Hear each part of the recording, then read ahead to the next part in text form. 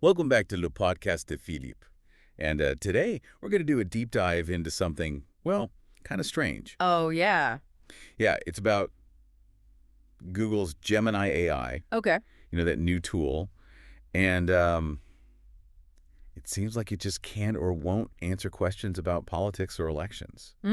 Interesting. Yeah, and you sent me this article about it, and it's got people talking, like, is this a real technical thing? Like, can it just not do it? Right. Or is it, Google just trying to stay out of trouble, especially with, well, their history and all Yeah, that? you see what you So mean. basically, we've been playing around with Gemini, and it's this fancy new language model from Google. Uh-huh.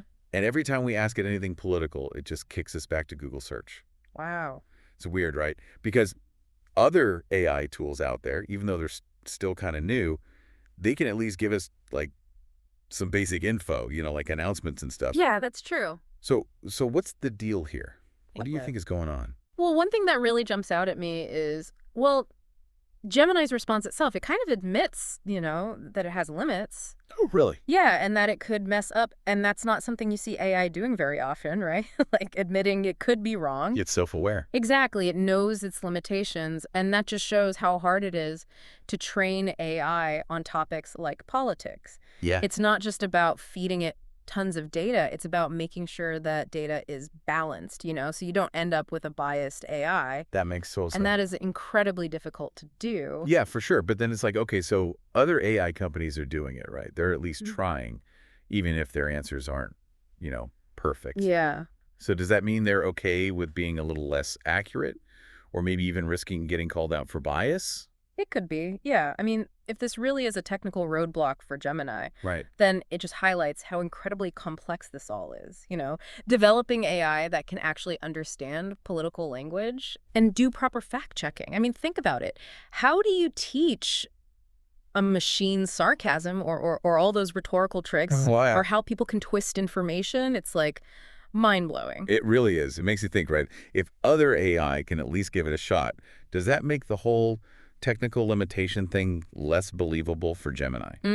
That's a good point. Like maybe Google's just being super careful, or even, just stepping away from politics completely to avoid any controversy. Yeah, I mean, that's the other side of this whole thing, and it brings up some serious questions about, like, how much influence political stuff has on these tech giants. Right. I mean, if Google is deliberately holding Gemini back on this, what does that say about potential bias? Are they censoring information? And even bigger, what happens when we can't get information, especially about important things like elections? We rely on technology so much for news these days. Absolutely. We need access to diverse viewpoints, accurate information. And what if the AI is biased? Exactly. And that's why if AI is going to be our main source of news, we got to be really careful, really think about how to make sure it's balanced and accurate. Right, and transparent. Exactly. No hidden agendas. So, okay, we've got these two possible explanations, right?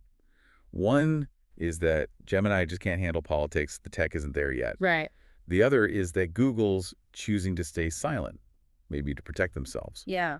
But either way, it brings up some serious questions about the future of AI and how it shapes our view of the world. For sure. It's something we all need to think about because AI is only going to get more powerful, more present in our lives. It's not going away. Nope.